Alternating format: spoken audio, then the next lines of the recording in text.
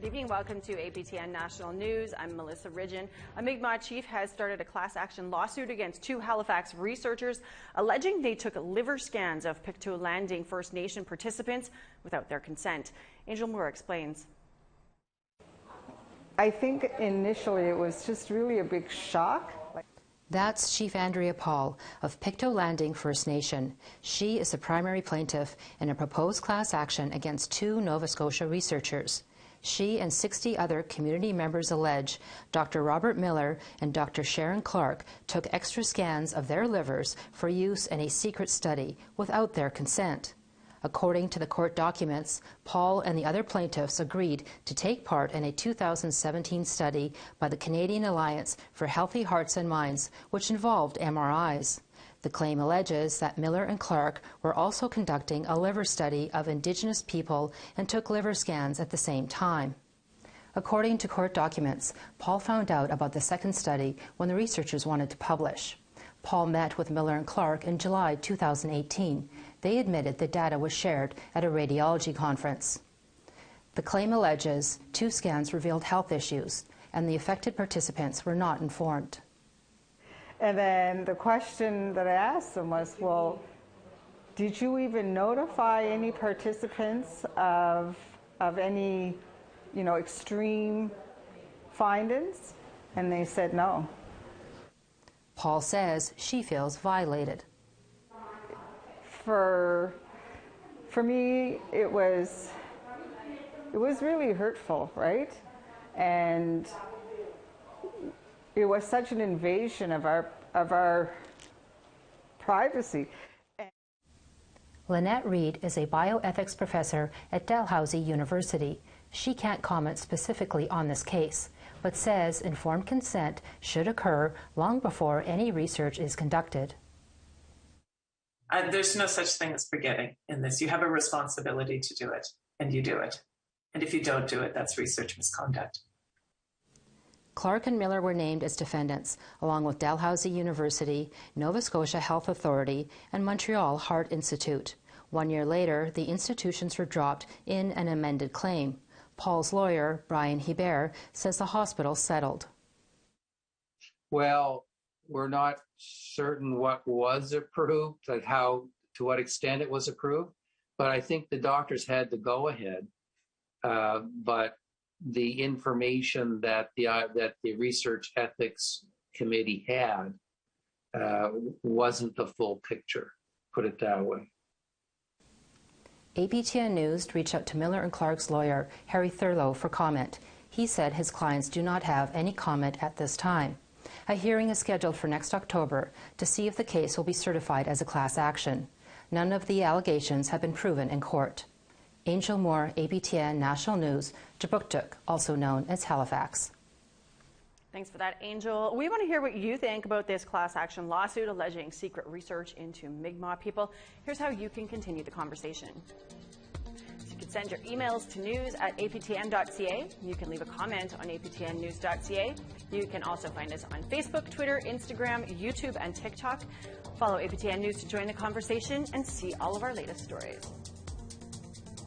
Well, this is the time of year we often see the best of the human spirit on display as goodwill is spread. But in Sudbury, what some say is a pretty grinchy move by the Public Health Department has shut down some community programs that feed hungry and homeless. Vi's Pantry has been serving up Sunday meals since this past summer to 300 people at a local park until last week when the health department said bah humbug. Joining us now to explain is Vi and David Blount. Vi and David, thanks for joining us. Last time we saw you was under much happier circumstances. You guys had joined us on In Focus earlier this fall to talk about feeding your communities. Hungry, 300 people a week you guys were feeding. Lots of people on the ground in Sudbury who would step up and donate food, either for you to prepare, or they would prepare it at home to bring to feed the community. And then just last week, you got a call from the Grinch. Yep. What did they say?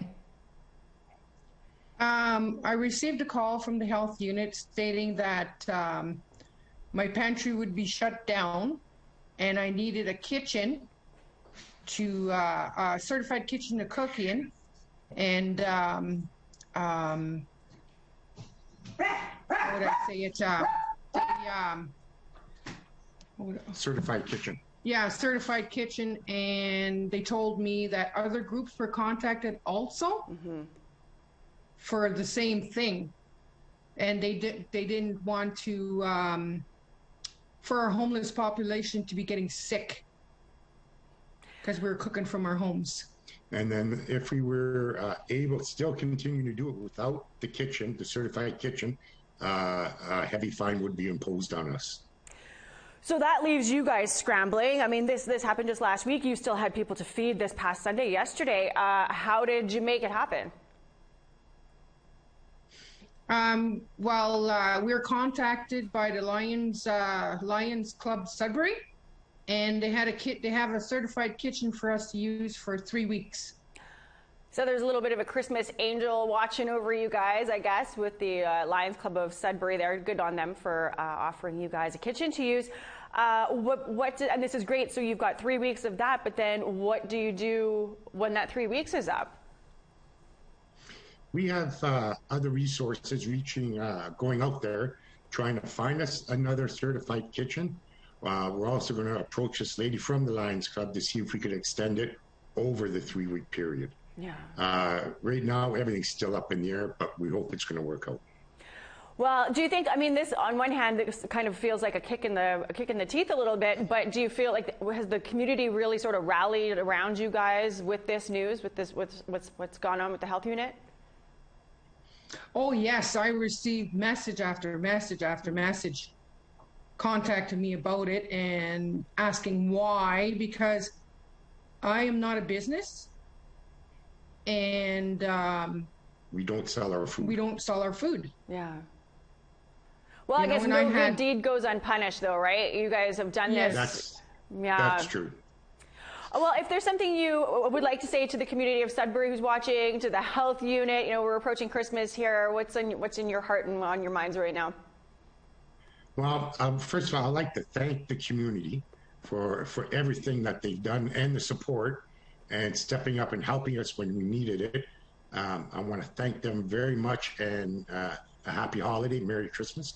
As to the health unit, we just need answers as to why, and work with us, not against us, so we could do what we have to do for the community. Nice.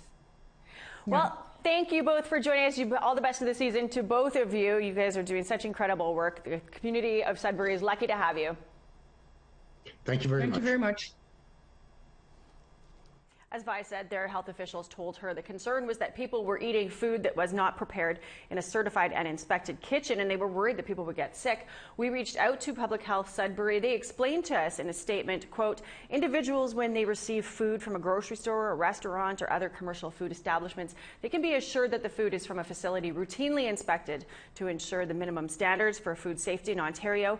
We believe that our most vulnerable deserve that same quality and assurances, they said. They added that they work with numerous soup kitchens in Sudbury and will work with Vi's Pantry or anyone else who wants to feed people, but they just need to make sure that it's done according to food safety rules. Well, it's still in Ontario. Indigenous folks seeking job training or new skills during the pandemic got a boost from one of the world's biggest companies this week. Here's Elena McDougall with more. Technology giant Google announced it will commit $600,000 to digital training programs provided by ComIT, NPower, and Inspire. Melissa Adams is a NISCA graduate of ComIT's Introduction to Programming course. I think for me, going into this, I was intimidated just because when you think tech, you don't think middle-aged First Nations woman. But taking these courses, I saw that I could do this, that I could learn, and like, aunties work hard, we can do stuff. So it's pretty awesome and confidence building. We need to take a quick break, but when we come back, we're going to take a look back at the stories of the year in British Columbia.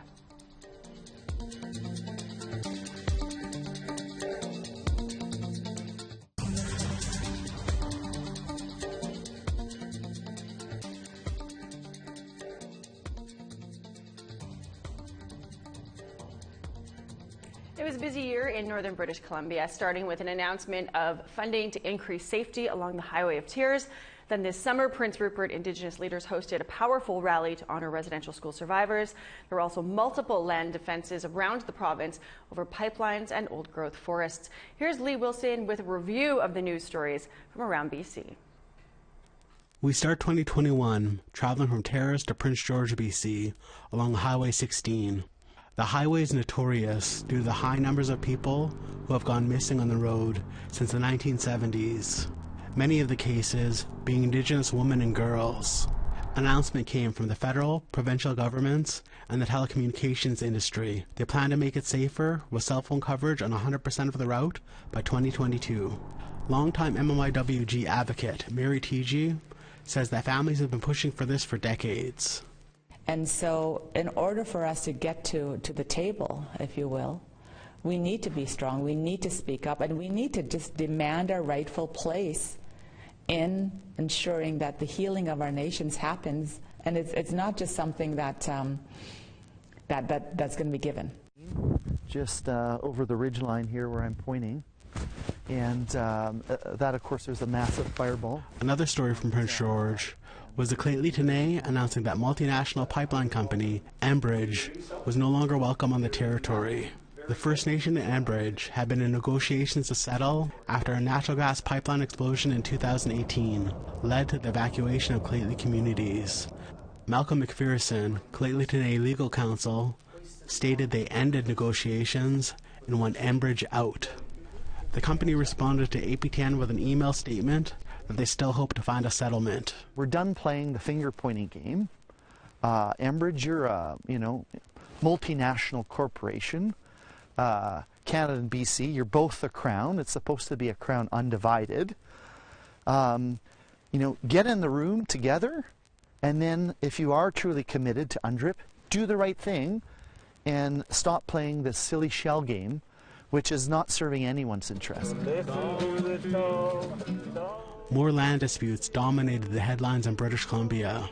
Since May of 2020, environmental groups have been blocking logging roads into an area known as Fairy Creek near Port Renfrew, after they learned old-growth logging would be taking place there. This April, Surrey-based logging company Teal Jones was granted an injunction to access Tree Farm License 46 on Vancouver Island. Fairy Creek is an included area. The land is on Pacheedaht traditional territory, and the First Nation has a revenue-sharing agreement with the company. They asked those protesting to leave, but one of the leaders in Fairy Creek, Elder William Jones, invited more people to join the protest. They set up more blockades. The first arrests for violating the injunction started in May. We're here to stand for the people who have lived on these lands for generations. The government and industry are trying to take our lands from us, and it's ours. So we're here to stand up. The old-growth dispute in Fairy Creek continues, with nearly 1,200 arrested. In June, after the discovery of unmarked graves at former Kamloops Residential School, there were multiple church burnings in the interior of BC, Gitwangak, and Vancouver Island. And Prince Rupert on Canada Day, a rally in honor of the children who did not make it home from residential school, was held by survivors, healers, artists, and local leaders. Then a sea of orange marched through the streets of Prince Rupert. Tsimshian artist Leanna Spence says they can make the day honoring residential school survivors a yearly event.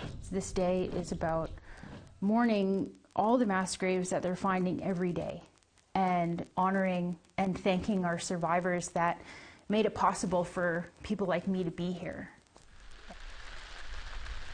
This summer, Gitxsan hereditary chiefs set up a blockade on the logging road to protect their territory from potential clear-cutting. Regional forestry workers initially came to remove the gate, but they were turned away.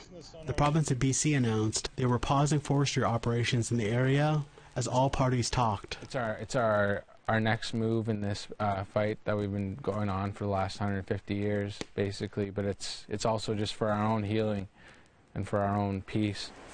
In the fall, the Wet'suwet'en Coastal GasLink pipeline conflict started building again. For the last 2 years, RCMP have enforced a BC Supreme Court injunction that allows CGL to operate in the area. The pipeline has 20 signed agreements with First Nation bands along the route, but the Wet'suwet'en hereditary chiefs remain opposed. The Gidimt'en clan and their supporters set up blockades to protect their headwaters. In November, Wet'suwet'en hereditary chief Wass of the Gidimt'en clan issued an evacuation order to Coastal GasLink and blockaded a road on the territory.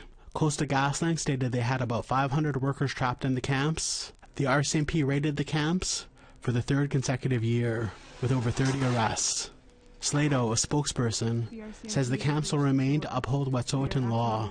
And the fact that the Wet'suwet'en hereditary chiefs and the Gigsan hereditary chiefs had title and never extinguished their title, what that means is that we still have title to the land, and that we are the decision makers, that our clan system and our decision-making system within that clan governance is the decision-making body.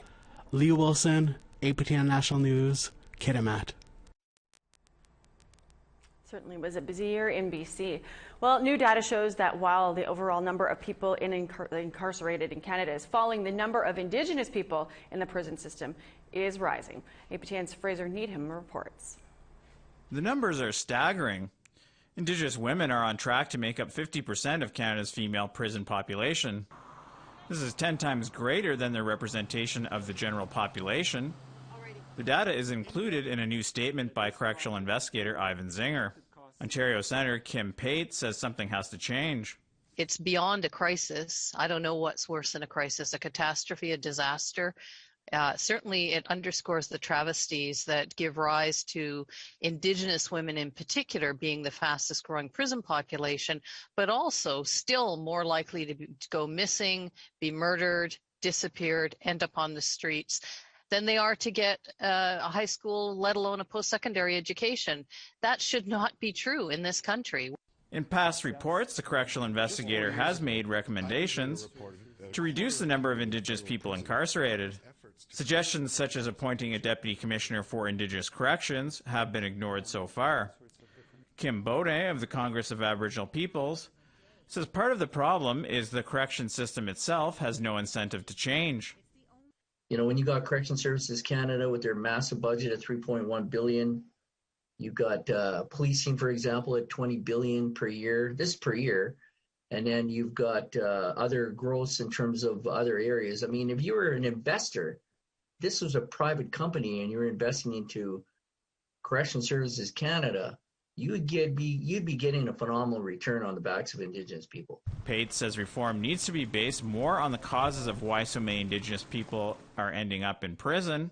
We need to look at who we're criminalizing and incarcerating, particularly for Indigenous women. We have to look at how many, 91% of them have histories of violence. Most of them, when they are convicted of a so-called violent offense, an assault or even murder, often are reacting to violence first done to them. And so when we know that context, it really behooves us to make, major change to address this. Pate and other senators also say judges need to take into account the structural racism Indigenous people face during sentencing hearings. Fraser Needham, APTN National News, Ottawa. Time for one more break, but there's still more news ahead, so stay with us.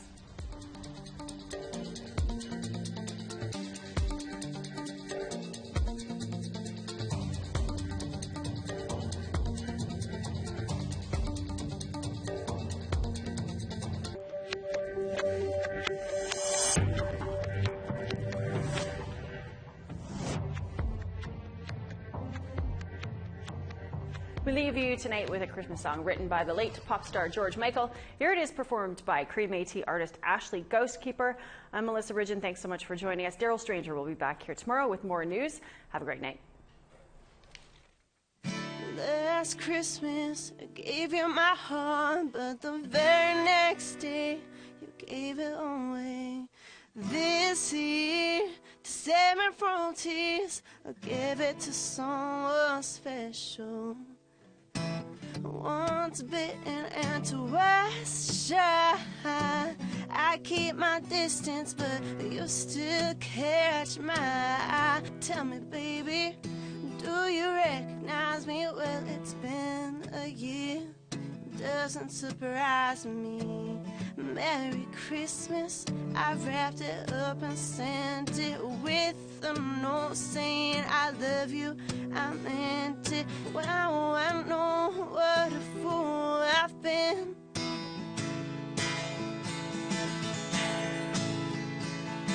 Last Christmas, I gave you my heart, but the very next day, you gave it away. This year, December 14th, I'll give it to someone special, special.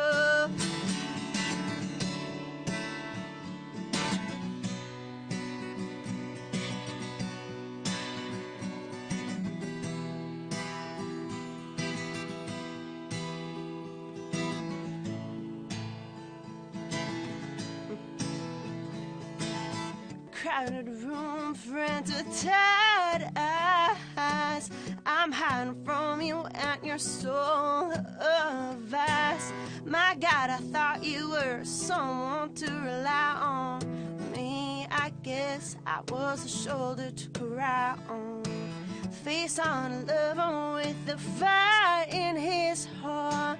Man undercover, but you tore me apart. My God, found a real love. You're never gonna fool me again. Last Christmas, I gave you my heart, but the very next day, you gave it away. This year, December 14th, I'll give it to someone special, special.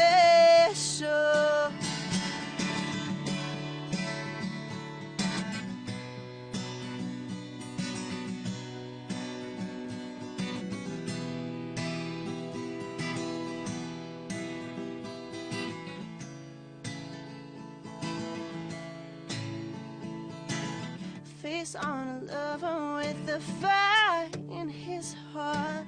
Man undercover, but you tore me apart. Maybe next year I'll give it to someone. I'll give it to someone special, special.